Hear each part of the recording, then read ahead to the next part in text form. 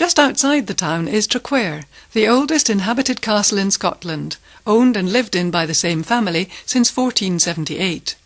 The first royal visitor here was King Alexander I, who signed a charter at an earlier hunting lodge on this site, once deep in the forest, which would at that time have teemed with wolves, wild boar and bears.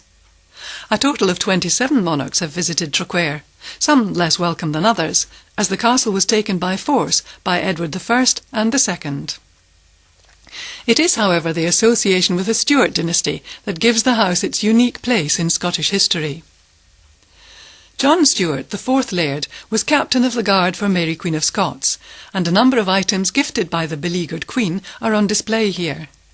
The seventh Laird, under another Stuart monarch, Charles I, rose to be Lord High Treasurer of Scotland. But it was the visit by Bonnie Prince Charlie during the 45 that is perhaps most associated with Traquair, as the gates have remained firmly closed since his departure from here en route to Derby, only to be reopened upon the restoration of the Stuart line. The rebellion failed and the gates stayed closed. As a result, we enter Traquair by a side gate along a drive which runs alongside the tree-lined avenue.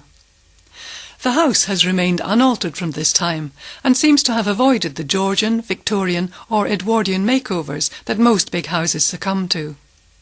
This enables us to see Traquair today as an accurate reflection of the way of life 200 and 300 years ago. The castle is open to the public and is an authentic piece of living history. It's also featured as the front cover of this title, for which we would like to thank Catherine Maxwell Stewart. Traquair House Brewery is attached to the main house and brews and sells a fine range of strong real ale, and has done since the 1960s, before anyone else had heard of real ale, reviving a tradition of brewing here going back more than 150 years. The castle gift shop is next door.